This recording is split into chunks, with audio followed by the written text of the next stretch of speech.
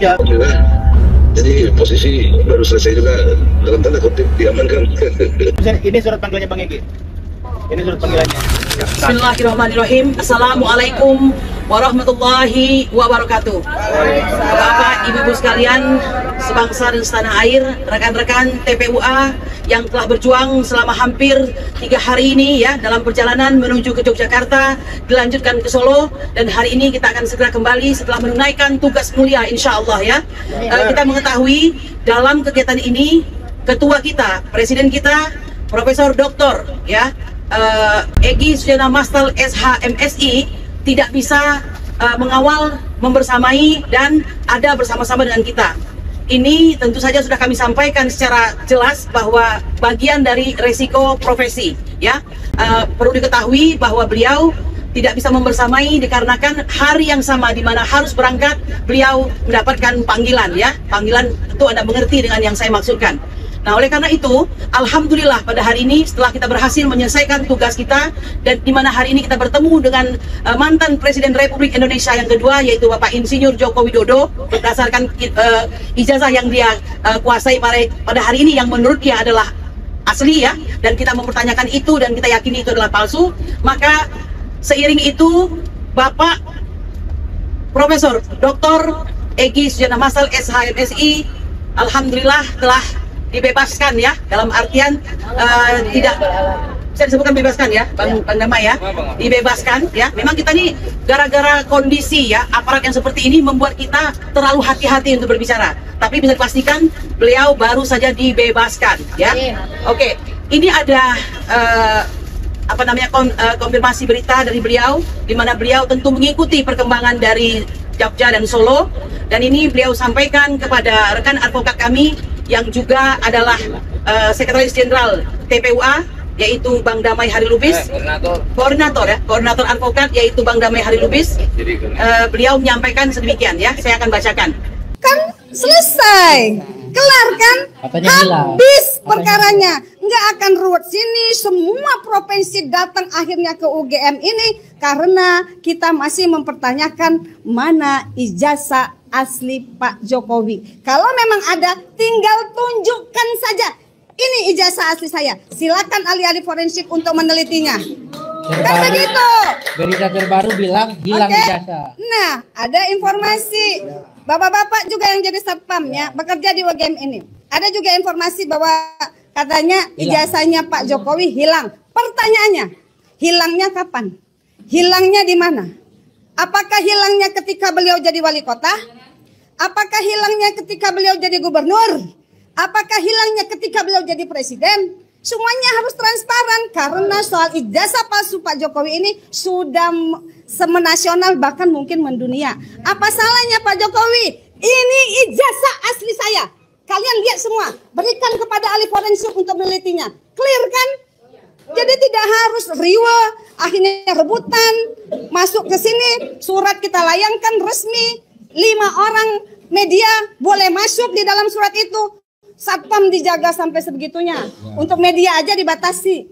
Untuk yang harus berdialog, berdiskusi dibatasi. Kenapa sih? Kok segitunya? Media dibatasi, yang harus bertemu dengan Pak Rektor dibatasi, yang harus bertemu dengan Pak Dekan dibatasi. Ini adalah negara demokrasi. Semua bersamaan kedudukannya di dalam hukum. Tak seorang siapapun dia, presiden sekalipun, itu sama kita di depan hukum. Terima kasih. Jadi kami datang ke sini teman-teman, bapak-bapak dosen mungkin hadir di UGM ini bukan untuk menuduh, tapi untuk bertanya mana ijazah asli Bapak Jokowi. Terima kasih. Assalamualaikum warahmatullahi wabarakatuh. Sobat RH sekalian, jumpa lagi kita di channel yang keren ini. Keren cadas. Ya saudara sekalian, itu tadi pernyataan dari ras terkuat di bumi, emak-emak ya, Bunda Mary dari Lampung. Jauh-jauh datang dari Lampung ke Jakarta, Jakarta Jogja, Jogja Solo.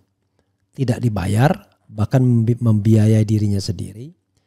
Bunda Mary ini kalau ada geruduk emak-emak ikut dia. Padahal lokasinya jauh. Dan dia pernah menghadapi konsekuensi dihukum penjara karena dianggap menggerakkan anak-anak untuk berunjuk rasa.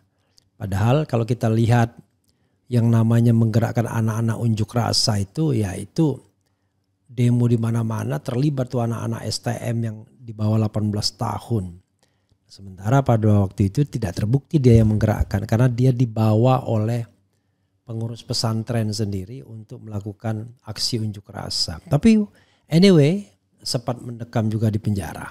Jadi apa yang disampaikan oleh Bunda Mary, ya, jadi orang yang secara moral tidak bersalah itu bukan tambah takut, tambah berani dia.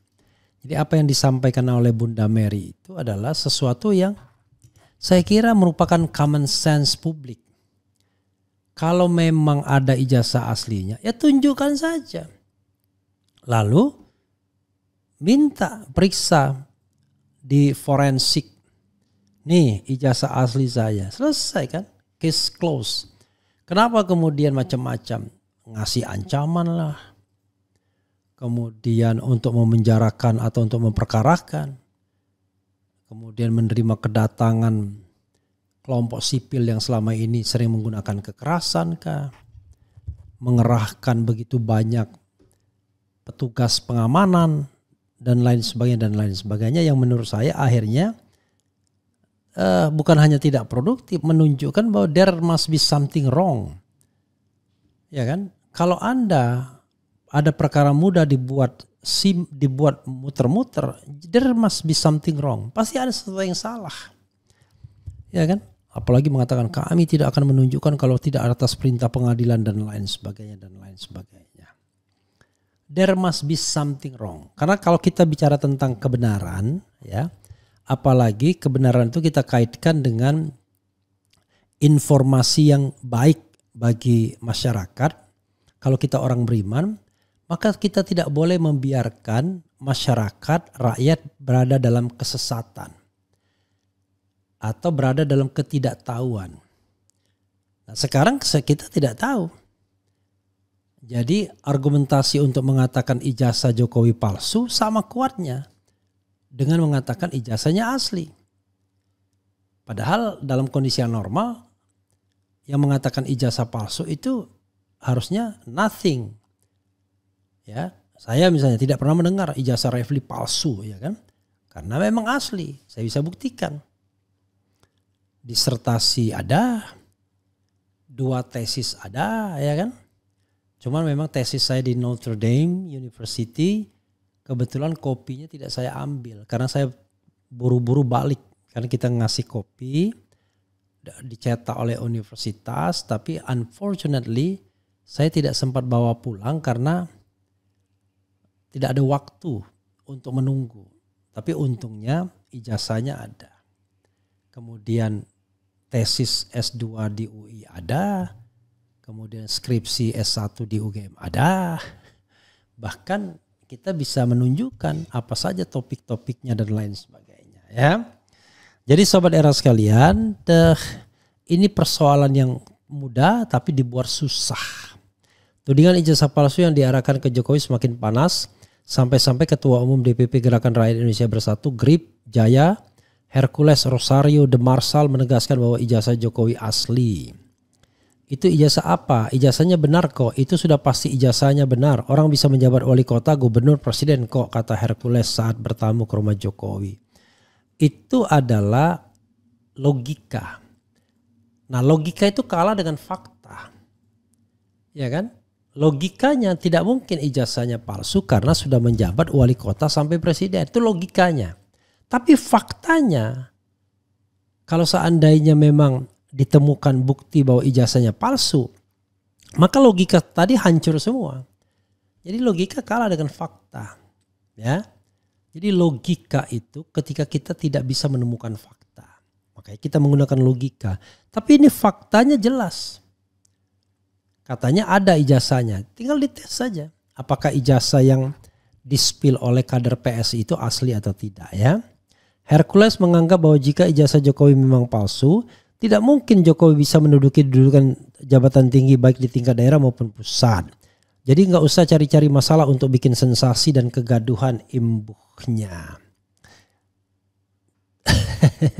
Sekali lagi itu logika ya. Kedatangan Hercules ke rumah Jokowi bertepatan dengan H-1 rencana sejumlah aktivis untuk menemui Jokowi guna mengklarifikasi ijazahnya. Oke. Apa yang ditunjukin lah nggak punya ijazah, jika ditunjukin yang lain nanti ketahuan palsu, makanya dibuat ribet oleh peliharaan pelaku bohongnya. Para pejuang yang sangat bermental baja, maju tak gentar bela kebenaran. Tuntun Jokowi sekalian fufu fafa. Kalau tidak bisa menunjukkan ijazah yang asli, setidaknya tunjukkanlah yang palsunya. Kenapa mengadili Jokowi susah? Bung RH, kalau terbukti palsu, hutang Indonesia ke Cina bisa digagalkan dong, bisa lunas. Tidak semudah itu Ferguson. Perjuangan tanpa pamrih, pre-order bos yang asli mah, kalau mau yang KW aja. Preman punya kapasitas apa buat nentuin ijazah asli atau palsu? Kalau Jokowi benar, kenapa kerahkan preman tuh hadapi ibu-ibu? Jokowi memang brengsek, mau adu domba rakyat. Orang ini berbahaya, sangat berbahaya. Kenapa ya media nggak ada yang meliput tentang ijazah palsu? Mana Metro TV, mana TV One, mana CNN, mana Kompas, bahkan Tempo pun nggak nampak ya. Kalau saya tidak tahu ya. Tapi kan ada berita-berita mereka kan. Kalau bisa dipersulit, kenapa harus dipermudah? Sembunyikan saja ijazahnya biar ribut rakyat yang pro dan yang kontra. Biar seru, biar rame, ujung-ujungnya pengalian isu. Hati Jokowi terbuat dari apa? Kalau dia ngenegaran, terima aja tamu dari jauh dengan baik. Jangan malah minta preman kawal rumahnya, brengsek nih. Oke. Jokowi kabur. Ayo ibu bapak yang terhormat, hadapi preman-preman dengan santun, kasih sayang, mengalah untuk menang. Yang di Solo berapa emak-emak Indonesia super mantap, bujuk Jokowi untuk tunjukkan ijazahnya, kan asli, kenapa takut? Kemudian dari mana datangnya asap? Tentu ada yang terbakar, ini fakta, jujurlah padaku. Bang RH itu bapak-bapak yang masuk bisa bedakan ijazah palsu atau tidak ya? Takutnya beliau-beliau itu emang bisa lihat ijazahnya, cuman belum bisa bedakan asli atau enggaknya. Kalau ada Bang Rismon sip nih. Jangan takut, ngapain takut? Kan harus ada uji forensik dulu kan? Pak Jokowi mantan presiden tidak bikin masyarakat tenang, bikin bermusuhan. Apa yang mau diperlihatkan? Toh barangnya nggak ada wakakakak. Ada beritanya tapi nggak diberitain bukti-bukti kepalsuan ijazah Jokowi. Moral para elit negara ini sedang sakit. Gagal total pembela Pilpres 2024, balik lagi jadi YouTuber. Maksudnya apa ini ya? Oke. Karena di lapak kita kan kita enak aja membuangnya ya. Dari UGM tetap bisa minta tunjukkan ijazah salinan kopinya minimal untuk komparasi. Ya, harus menutupi kebohongan itu mahal harganya ya. Harus sewa buzzer, sewa pengacara, juga sewa preman. Kita tidak tahu ya bagaimana ini. Jadi sobat era sekalian, mudah-mudahan Jokowi memperlihatkan kenegarawanannya dan setelah menerima itu dia tunjukkan ijazah aslinya. Selesai kan? Toh kata pengurus PSI atau aktivis PSI ini nih biar kalian bisa tidur nyenyak waktu lebaran nih ijazah aslinya, ya kan? Bisa ditampilkan lagi nih ijazah yang asli yang menurut versi PSI tersebut ya. Jadi itulah ijazah asli dan itulah pula yang kemudian diuji melalui face recognition baik oleh Roy Suryo maupun oleh Rismon Sianipar ya. Kemudian ini ijazahnya ya. Ijazah yang konon katanya asli itu. Memang ada berarti ijazahnya, tetapi pertanyaannya adalah apa iya asli ya? Gitu. Tolong benarin kalau saya salah, sampai saat ini saya tidak pernah mendengar pembelaan dari anak-anaknya Jokowi. Kalau ini fitnah, pastilah keluarga tidak terima. Wiwi tunjukin aja lah ya kan, selesai. Kenapa kok mantan rakyatnya dipersulit begitu? Kemudian gara-gara negara telah dikuasai oleh pejabat yang berjiwa korup. Ijazah S1 saya itu ada 3 bang. 1 disimpan fakultas, 1 untuk saya dan 1 versi Inggris untuk saya. Dan 1 bundle skripsi untuk perpus. Jadi nggak mungkin UGM tidak pegang ijazah palsu Mulyono.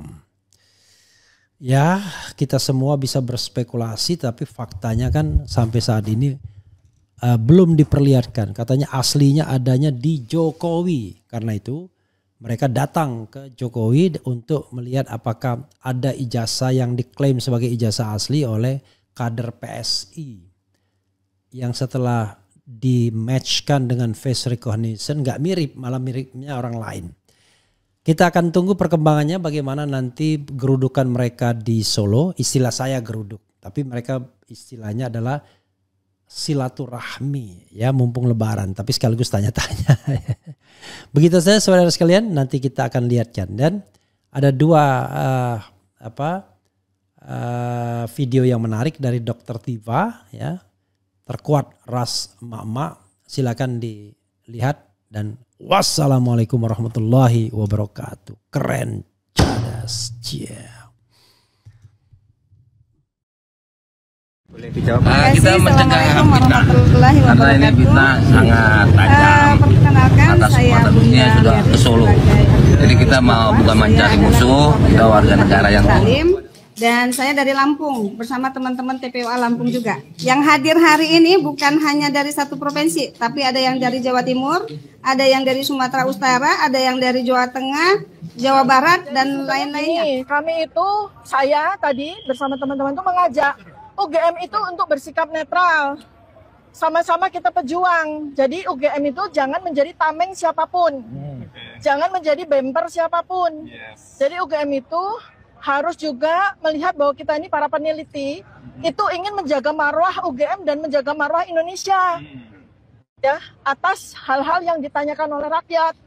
Nah, tadi cuma sayangnya ya, mungkin Pak Roy udah sampaikan bahwa kita pada saat pertemuan itu tidak diberikan data apapun yang seharusnya kita butuhkan, karena kita nanti bisa menjadi kepanjangan mulut dari UGM, bahwa UGM memberikan kepada kami dokumen-dokumen definitif, dan itu hampir deadlock.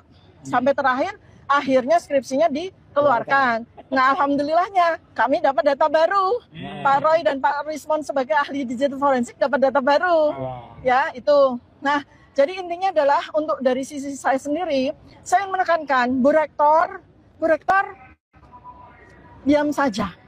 Pak Dekan, diam saja. Daripada memberikan informasi yang malah menyesatkan, daripada tidak mau membuka hal-hal yang justru dibutuhkan rakyat. Kalau memang tidak punya data atau tidak punya pernyataan yang valid, yang mendukung kepada rakyat untuk kita semua mendapatkan informasi dan kebenaran, lebih baik UGM diam saja. Jangan ditarik-tarik pada masalah yang rektor sekarang tidak tahu. Ini masalah rektor yang dulu, bukan masalah rektor yang sekarang. Ini masalah dekan, bukan dekan yang sekarang. Malah jadi blunder seperti yang selama ini disampaikan oleh UGM, oleh Humas UGM, ya, seperti yang foto-foto yang ternyata tidak tepat, kemudian informasi tentang fotokopi yang ternyata tidak tepat, malah jadi blunder gitu. Jadi saya mendorong UGM harusnya merangkul kami, bukan berlawanan dengan kami. Kami ini para peneliti lulusan UGM semua yang punya kredibilitas tinggi. Jadi kalau memang UGM mau bersama dengan rakyat sebagai universitas rakyat, UGM bersama dengan kami, bukan bersama dengan orang yang sekarang ini sedang kita. Begitu banyak kejanggalan dari skripsi itu ya, kurang ini kurang itu. Menurut pengalaman Mbak Tiva, gimana? Ya, pertama saya mau bicara tentang ijazah. Memang kalau ijazah kita tidak bisa minta kepada UGM, karena UGM itu karena begitu seorang lulus itu kan dia memegang ijazah ya. Jadi memang bukan pada tempatnya kita meminta UGM untuk menunjukkan ijazah asli, ya kan? Tapi UGM bisa memberikan bukti ya dalam bentuk dokumen-dokumen yang lain, misalnya transkrip nilai, kemudian KHS dan sebagainya. Memang ya itu semua dokumen-dokumen yang bisa diberikan oleh UGM, dan itu tidak kami dapatkan tadi. Mengenai skripsi juga, skripsi itu menurut saya tadi sudah dengan mata kepala sendiri saya melihat skripsinya seseorang bernama Joko Widodo ya. Ya itu secara kasat mata, saya bukan ahli digital forensik, tapi saya sebagai alumni UGM melihat kejanggalan tersebut. Karena secara lazim kami semua alumni UGM itu kami mendapatkan kewajiban untuk skripsi kami itu ada lembar pengesahan ya, yang berisikan tidak cuma nama pembimbing skripsi atau penguji utama, tapi juga dosen-dosen penguji yang lain. Dan kami mendapatkan bukti dari satu skripsi yang lulus pada tahun yang sama. Diklaim tahun yang sama dengan Jokowi. Ya, sama-sama tahun. Nah, di situ di skripsi yang itu ada nama-nama dari dosen penguji yang lain, seperti lazimnya di UGM. Nah, ini kan udah sebuah keanehan tersendiri. Dengan ketikan apa dengan print? Nah, kalau kesahannya yang pembanding tadi. Kalau saya secara kasat mata ya, ini mungkin diuji forensik bahwa itu semua dari depan ke belakang tuh semua ketikan semua. Kecuali punya Jokowi ya, beda. Ya, ketikan pakai huruf yang bagus ya, tapi itu ketikan, bukan cetakan. Dan hurufnya juga bukan Times New Roman. Itu nanti mungkin selanjutnya itu akan ke Solo itu mendatangi kediaman Pak Jokowi atau seperti apa itu? Ya, karena kalau kita mau melihat ijazah, ya kita minta sama yang bersangkutan. Satu-satunya cara ya kita ke kediaman beliau.